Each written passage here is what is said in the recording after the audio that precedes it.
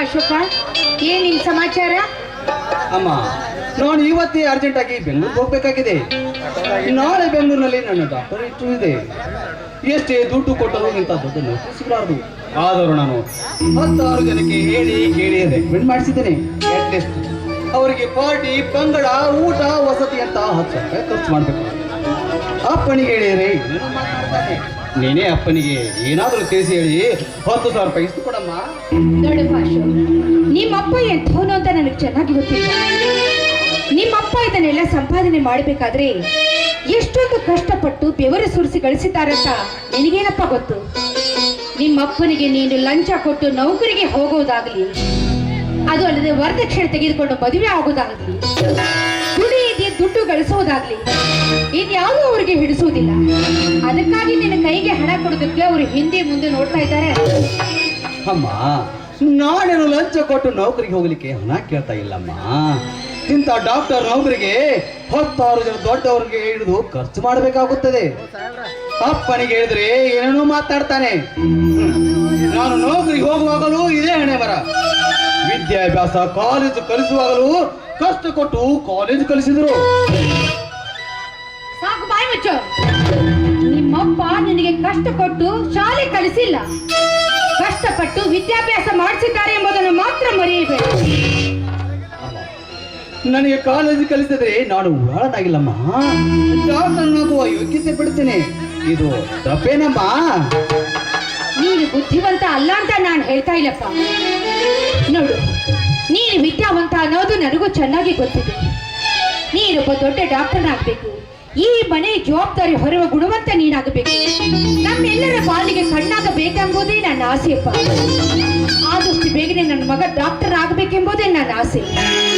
ನೀನು ಡಾಕ್ಟರ್ ಆಗ್ಲಿ ಅಂತ ದೇವರಲ್ಲಿ ನಾನು ಕೂಡ ಹರಕೆ ಹೊತ್ಕೊಂಡಿದ್ದೇನೆ. ನೀನು ಡಾಕ್ಟರ್ನಾಗ್ಬಿಟ್ರೆ 9 ತಿಂಗಳು 9 ಊಟ ಮಾಡ್ತೀನಿ ಅಂತ ಆ ದೇವರಲ್ಲಿ ನಾನು ಹರಕೆ ಹೊತ್ಕೊಂಡಿದ್ದೀನಪ್ಪ.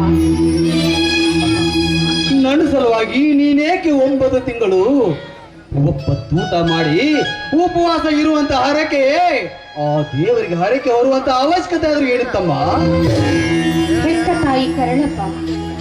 ಹೊಟ್ಟೆಯಲ್ಲಿ ಹುಟ್ಟಿದ ಮಕ್ಕಳಿಗೆ ತಂದೆ ತಾಯಿ ಆದವರು ಒಳ್ಳೆಯದನ್ನು ಬಯಸ್ತಾರೆ ವಿನಃ ಕೆಟ್ಟದ್ದನ್ನು ಯಾವತ್ತೂ ಬಯಸುವುದಿಲ್ಲ. ಅದಕ್ಕಾಗಿ ಹರಕೆ ಹೊತ್ಕೊಂಡಿದ್ದೀನಿ. ನಿಮ್ಮಪ್ಪ ಬಂದಿದ್ದಾನೆ. ಸಾವಕಾಶ ಕೇಳಿ ಹಣ ಕೇಳಿಸ್ಕೊಂಡು ಸಾವಿತ್ರಿ, ಹಾಲುವನ್ನು ಕಲಿಸಿ ಊಟ ಮಾಡದೆ ಹಾಗೆ ಬಂದಿರುವೆಯಲ್ಲ? ಹಾ, ಅಶೋಕ ಬೇರೆ ಬೆಂಗಳೂರಿಗೆ ಹೊರಟಿದ್ದಾನೆ. ಅವನಿಗೆ ಊಟ ಮಾಡಿ ಕಳಿಸು.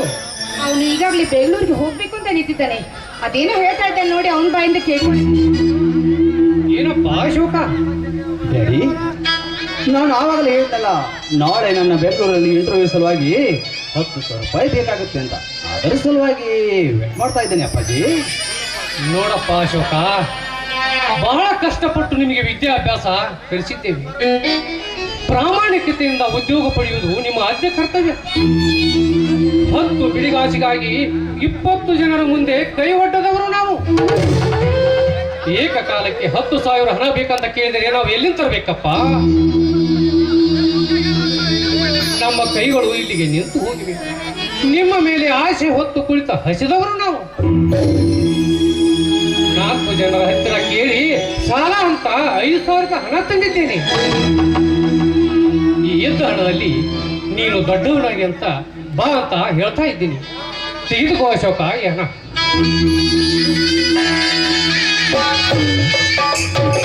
ಹೌದಪ್ಪ ಅಶೋಕ್, ನಿಮ್ಮಪ್ಪ ಹೇಳೋ ಮಾತಿನಲ್ಲಿ ಸತ್ಯವಿದೆ. ಯಾಕೆಂದ್ರೆ ಇನ್ನೂ 2 ತಮ್ಮಂದರಿದ್ದಾರೆ. ಅವರ ಬಗ್ಗೆ ಯೋಚನೆ ಮಾಡುವುದು ನಮ್ಮ ಹೊಣೆ. ಅದಕ್ಕಾಗಿ ಇದ್ದು ದುಡ್ಡಿನಲ್ಲಿ ಸರಿಪಡಿಸಿಕೊಂಡು ಇಂಟ್ರು ಕಟ್ಟಿ ಬಾ. ದೇವರು ನಿನಗೆ ಒಳ್ಳೆಯದನ್ನು ಮಾಡಲಿ. ತೆಗೆದುಕೊಳ್ಳಿ.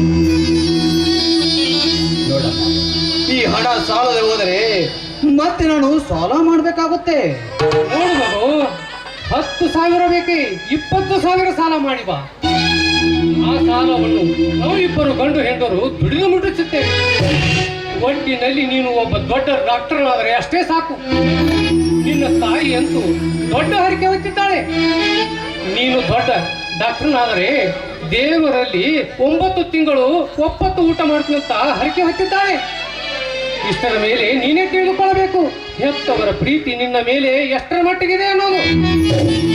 ಡೋಂಟ್ ವರಿ, ನೀವೇನು ಆಲೋಚನೆ ಮಾಡಬೇಡಿ. ನಾನು ಡಾಕ್ಟರ್ನಾದ್ರೆ ಸಾಕು. ಅಮ್ಮ, ನಿನ್ನನ್ನು ಬೇಗನೆ ನೋಡ್ಕೊತೀನಿ. ದಯವಿಟ್ಟು ನಾನು ಇನ್ನು ಹೋಗಿ ಬರ್ತೀನಮ್ಮ.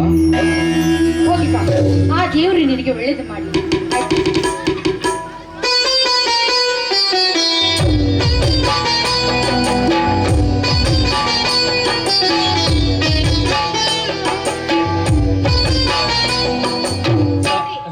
ನಮ್ಮ ಅಶೋಕ ಒಳ್ಳೆ ಬುದ್ಧಿವಂತ, ಅವನ ಹೃದಯ ವಿಶಾಲವಾದದ್ದು.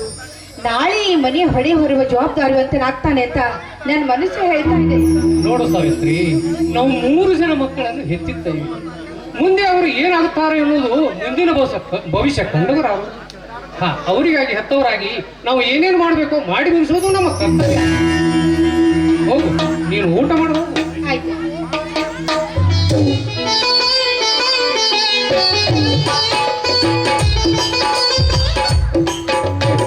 Hello daddy. ಡ್ಯಾಡಿ, ನಾನು ಇಂಜಿನಿಯರಿಂಗ್ ಎಕ್ಸಾಮಿನಲ್ಲಿ ಫಸ್ಟ್ ಕ್ಲಾಸ್ನಲ್ಲಿ ಪಾಸ್ ಆಗಿದ್ದೇನೆ. ಬಹಳ ಸಂತೋಷದ ವಿಷಯ. ಸಾವಿತ್ರಿ, ಇಲ್ಲಿ ಯಾರು ಬಂದಿದ್ದಾರೆ ನೋಡು ಬರೇ. ನಿನ್ನ ಮಗ ಮುರಳಿ ಬಂದಿದ್ದಾನೆ, ಫಸ್ಟ್ ಕ್ಲಾಸ್ನಲ್ಲಿ ಪಾಸ್ ಆಗಿದ್ದಾನೆ.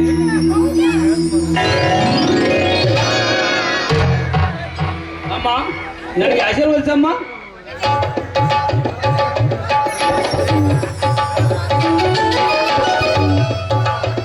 ನಮಸ್ಕಾರ ಮಾಡಿದ್ರಲ್ಲ ನನಗೆ. ದೇವ್ರು ಒಳ್ಳೇದು ಮಾಡ್ಲಪ್ಪ, ನಿಮ್ಗೆ ಇಷ್ಟೇ ಒಳ್ಳೇದು ಮಾಡ್ಲಿ. ಯಾಕೆಂದ್ರೆ ನಿಮ್ಮ ಅಪ್ಪ ಯಾವಾಗಲೂ ನನಗೆ ಹೇಳ್ತಾ ಇದ್ದಿರು, ಮೈಸೂರಿಗೆ ಹೋದ್ರೆ ನಮ್ಮ ಮುರಳಿ ಇನ್ನೂ ಯಾಕೆ ಬರ್ಲಿಲ್ಲ ಅಂತ. ಅದು ಒಳ್ಳೆ ಸಂತೋಷದ ವಿಷಯವನ್ನೇ ತೆಗೆದುಕೊಂಡು ಬಂದಿದ್ಯಾ.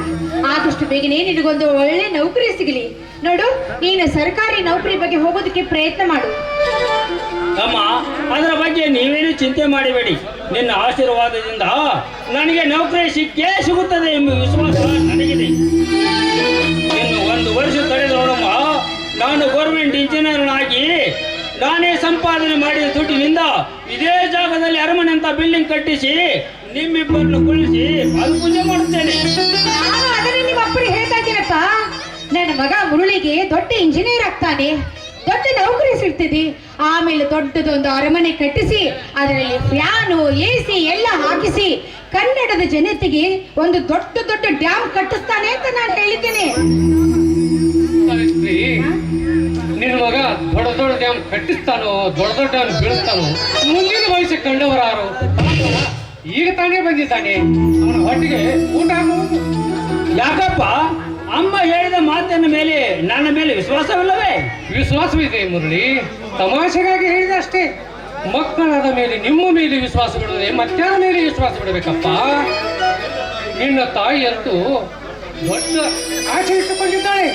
ನಿಮ್ಮ ಅಣ್ಣ ಅಶೋಕ ದೊಡ್ಡ ಡಾಕ್ಟರ್ ಆದರೆ 9 ತಿಂಗಳು ಒಪ್ಪತ್ತು ಊಟ ಮಾಡ್ತಂತ ಹರಕೆ ಹೊತ್ತಿದ್ದಾಳೆ. ನೀನು ಕೂಡ ದೊಡ್ಡ ಇಂಜಿನಿಯರ್ ಆದರೆ ಜೀವನ ಪರ್ಯಂತ ಹಾಲು ಮುಟ್ಟದಂತ ಹರಕೆ ಹೊತ್ತಿದ್ದಾಳೆ. ಅದೇ ನಿನ್ನ ತಮ್ಮ ರವಿ ನಮ್ಮ ಹತೋಟಿಯಲ್ಲಿಲ್ಲಪ್ಪ. ದಿನನಿತ್ಯ ಕುಡಿದು ಹಾದಿ ಬೀದಿಯಲ್ಲಿ ಜಗಳವಾಡಿ ಮಧ್ಯರಾತ್ರಿಯಲ್ಲಿ ಮನೆಗೆ ಬಂದು ನಮ್ಮ ಜೊತೆ ಜಗಳ ಮಾಡುತ್ತಾನೆ. ಅವನು ಒಳ್ಳೆಯವನಾಗಿ ಕುಡಿಯೋದು ಬಿಟ್ರೆ ದೇವರಿಗೆ ತುಪ್ಪದ ಅಭಿಷೇಕ ಮಾಡ್ತೀನಿ ಅಂತ ನಿನ್ನ ತಾಯಿ ಹರಕೆ ಹೊತ್ತಿದ್ದಾಳೆ. ಇಷ್ಟ ಮೇಲೆ ನೀವೇ ತಿಳ್ಕೊಳ್ಬೇಕು, ಹೆತ್ತವರ ಪ್ರೀತಿ ನಿಮ್ಮ ಮೇಲೆ ಎಷ್ಟಿದೆ ಅನ್ನೋದು. ಅದರ ಬಗ್ಗೆ ನೀವೇ ಚಿಂತೆ ಮಾಡಬೇಡಿ. ಅಣ್ಣ ಅಶೋಕಿದ್ದಾನೆ, ನಾನಿದ್ದೀನಿ. ರವಿ ಕುಡುಕನಾಗಿ ಕೆಟ್ಟು ಹೋದಕ್ಕೆ ನಾನು ಬಿಡಲ್ಲ. ಅವನಿಗೆ ಬುದ್ಧಿ ಹೇಳಿ ಒಳ್ಳೆಯ ಮಾರ್ಗಕ್ಕೆ ತರುವ ಪ್ರಯತ್ನ ಮಾಡೋಣ. ಅವನಿಗೆ 1000 ಸಲ ಹೇಳಿ ನಮ್ಮ ಬಾಯಿ ನೋವಾಗಿ ಹೋಗ್ಬಿಟ್ಟಿದೆ. ನಿಮ್ಮಪ್ಪರಿಗೆ ಬಾಯಿಗೆ ಬಂದ ಹಾಗೆ ಮಾತಾಡ್ತಾನೆ. ಅದು ಅಲ್ಲದೆ ಕುಡಿದು ದಾರಿಯಲ್ಲಿ ಎಲ್ಲಿ ಬೇಕಲ್ಲಿ ಅಡ್ಡಾಡ್ತಾನೆ. ಅದು ಅಲ್ಲದೆ ಸಿಕ್ಕ ಜನರಿಗೆ ಬಾಯಿಗೆ ಬಂದ ಹಾಗೆ ಮಾತಾಡಿ ಜಗಳ ಮನೆಗೆ ತೆಗೆದುಕೊಂಡು ಬರ್ತಾನೆ. ಕಂಡ ಹೆಣ್ಣು ಮಕ್ಕಳಿಗೆ ಬಾಯಿಗೆ ಬಂದ ಹಾಗೆ ಮಾತಾಡ್ತಾನೆ. ಎಲ್ಲಿ ಕುಡಿತಾನೋ ಎಲ್ಲ ಮಲಗ್ತಾನೋ ಆ ದೇವರಿಗೆ ಗೊತ್ತು. ಅವನಿಗೆ ಯಾವಾಗ ಬುದ್ಧಿ ಬರ್ತೋ ಆ ದೇವರಿಗೆ ಗೊತ್ತಪ್ಪ.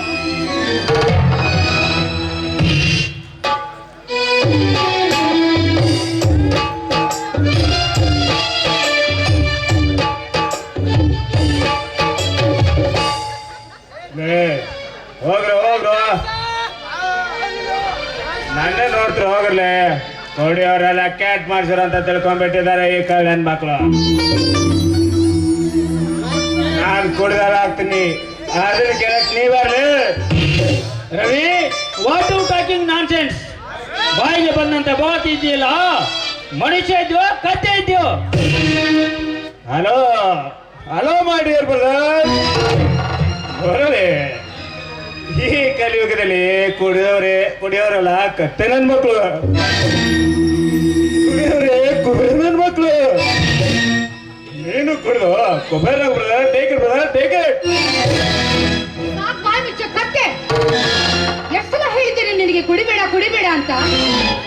ನಾವೇನೋ ನಿನಗೆ ಅನ್ಯಾಯ ಮಾಡ್ತೀವಿ ಅಂತ ಈ ರೀತಿ ಮಾಡ್ತಾ ಇದೀಯಾ? ಶಾಲೆ ಕಲಿಯೋದನ್ನು ಬಿಟ್ಟು ಈ ರೀತಿ ಕುಡಿಯೋದನ್ನು ತಿರ್ತಾ ಇದೆಯಲ್ಲ, ಯಾರು ನಿನಗೆ ದುಡ್ಡು ಕೊಟ್ಟಿದ್ದು? ಯಾರು ಈ ರೀತಿ ಸಾವಿತ್ರಿ, ಅದೆಲ್ಲ ಅವನ ಬಾಯಿಂದ ಏನ್ ಕೇಳ್ತಾ ಇದ್ದೀಯ? ಈ ಜಗತ್ತಿನಲ್ಲಿ ಮನುಷ್ಯ ಹಾಳಾಗುವುದಕ್ಕೆ ಎಲ್ಲವೂ ಸಿಗುತ್ತದೆ, ಆದ್ರೆ ಒಳ್ಳೆಯನಾಗಿ ಬದುಕುವುದಕ್ಕೆ ಸಿಗುವುದು ಕಷ್ಟ. ಸಿಕ್ಕರೂ ಕಾಲು ಹಿಡಿಯುವ ಜನರೇ ಜಾಸ್ತಿ. ಅವನ ಬಾಳಿನಲ್ಲಿ ಹಾಳಾಗಿ ಹೋಗುವುದಿದೆ, ಹೋಗಲಿ ಬಿಡು. ನಾವಾದ್ರೂ ಏನು ಮಾಡುವುದಿದೆ? ನನಗಾಗಿ ಏನು ನೋಡುದು? ನಾನು ಈ ಮನೆಯ ಮಗನೆಲ್ಲ ನೋಡು. ಅಶೋಕ್ ಮೂರನೇ ಈ ಮನೆಯ ಮಕ್ಕಳು. ಒಬ್ಬನನ್ನ ಡಾಕ್ಟರ್ ಮಾಡು, ಇನ್ನೊಬ್ಬನನ್ನ ಇಂಜಿನಿಯರ್ ಮಾಡು. ನೀವೊಬ್ರು ಗಂಡ ಹೆಂಡ್ತಿರು, ನೀವೊಬ್ರು ಕಾರ್ನ ತಿರ್ಗಾಡಿ. ನನ್ನ ಕೆಳಗೆ ನೀನಾರು ಏನಂದ್ರೆ ಇನ್ನೊಂದು ಸಲ ಇಂಥ ಶಬ್ದ ನೋಡ್ತಿದ್ದೆಯಾದ್ರೆ ನಾಲಿಗೆ ಕತ್ತರಿಸಿಬಿಡ್ತೀನಿ. ನಮ್ಮನ್ನು ಯಾರು ಎಂದು ಕೇಳುವಷ್ಟು ಮುಂದುವರೆದು ಬಿಟ್ಟಿಯಾ ನೀವು? ನೋಡು ರವಿ, ಕೊನೆಯದಾಗಿ ಹೇಳ್ತಾ ಇದ್ದೀನಿ, ಇನ್ನೊಂದು ಸಲ ಕುಡಿಯೋದು ಬರೋದಾಗ್ಲಿ, ಹಾದಿ ಮೇಲೆ ಜಗಳ ಮಾಡೋದಾಗ್ಲಿ ನನ್ನ ಕಣ್ಣಿಗೆ ಬಿದ್ದರೆ ನಿನ್ನನ್ನು ತುಂಡು ತುಂಡಾಗಿ ಕತ್ತರಿಸಿ ನಾಯಿಗೆ ಹಂಚಿ ಬಿಡ್ತೀನಿ. ಮಾಡುವಂಥದ್ದು ಮರ್ಯಾದೆಗೆ ಅಂಜಿದರೆ ಮಾನಿಗೆ ತನಗೆ ಒಂದು ಬರುವುದು ಅಂದುಕೊಟ್ಟಿದ್ದಕ್ಕೆ ನಮ್ಮನ್ನು ಯಾರು ಎಂದು ಕೇಳುವಷ್ಟು ಮುಂದುವರೆದು ಬಿಟ್ಟಿಯಾ? ನೋಡು, ಕೊನೆಯದಾಗಿ ಹೇಳ್ತಾ ಇದ್ದೀನಿ, ಇದೇ ಚಾಳಿ ನೀನು ಮುಂದುವರಿಸಿದ್ದೆ ಈ ಮನೆ ಎರವಾಗುವುದು ಎತ್ತರ. ತಂದೆಯವರ ಮಾತು ಹೇಳುವುದು ತಪ್ಪಿಲ್ಲ ರವಿ. ಹಿರಿಯರು ಕಿರಿಯರು ಎಂದು ಭೇದ ಭಾವನೆ ತಿಳಿದಿರಬೇಕು. ನಮ್ಮ ಹಿತಕ್ಕಾಗಿ ಚಿಂತಿಸುವ ಹೊರತು ಅನ್ಯ ಮಾರ್ಗಕ್ಕಾಗಿ ಅಲ್ಲ. ಹಿರಿಯರು ಒಂದು ಬುದ್ಧಿ ಹೇಳಿದರೆ ಅದೇ ಒಳ್ಳೆಯದಕ್ಕಂತೆ ನಾವು ತಿಳಿದುಕೊಳ್ಳಬೇಕು. ಅದೆಲ್ಲ ಅವನ ಬಾಯಿಂದ ಅದೆಲ್ಲ ಅವನಿಗೇನು ಗೊತ್ತಾಗಬೇಕು? ಮಣ್ಣಿನಲ್ಲಿ ಆಕಾರ ಹೊಂದಿದ ಮಡಿಕೆ 4 ಜನರಿಗೆ ಉಪಯೋಗವಾಗಬಹುದಂತಹ ಕಸುಬುದಾರ ಬಯಸಿದರೆ ಕುಲಗೆಟ್ಟವರ ಕೈಯಲ್ಲಿ ಸಿಕ್ಕು ಹೊಲಸು ಮುದ್ದಿ ಆಗಲು ಹೊರಟ ಈ ಹೀನ ಹೊರದವನಿಗೆ ಏನು ಗೊತ್ತಾಗುತ್ತೆ? ಒಂದು ತಿಳಿಯಲಾಗಿದೆ, ಇವನ ಮುಖ ನೋಡಲು ನನಗೆ ತುಂಬಾ ಹೇಸಿಗೆ ಬರ್ತಾ ಇದೆ. ಅಪ್ಪಾಜಿ, ಇದು ಒಂದು ಸಲ ಸಹಿಸಿಕೊಳ್ಳಿ. ಅವನೇ ಒಳ್ಳೆಯವನಾಗಿ ನಡೆಯುತ್ತಾನಂತ ನಾನು ನಿನಗೆ ಭರವಸೆ ಕೊಡುತ್ತೇನೆ. ರವಿ, ಬಾಟ್ಲೆ ಹೊರಗೆ ಎಸೆದು ಒಳಗೆ ಹೋಗು. ಇನ್ನು ಮೇಲಾದರೂ ನೀನು ಬುದ್ಧಿವಂತನಾಗಿ ಬಾಳು. ನೀವೆಲ್ಲರೂ ಬುದ್ಧಿವಂತರಾದ್ರೆ ಅಷ್ಟೇ ಸಾಕು. ನಾನು ಒಬ್ಬನೇ ದೋಸ್ತ ಈ ಮನೆಯಲ್ಲಿ. ನಾನು ಮನೆ ಬಂದ್ರೆ ಎಲ್ಲರೂ ಕಣ್ಣನೆ ಕಾಡ್ತೀರಿ. ಕೊಡಿಯೋದು ಪಡೆಯೋಕಂತ ಕೊಡಿಯೋದ. ಬಾರು ಮುಟ್ಟಾಳ ಬಾ.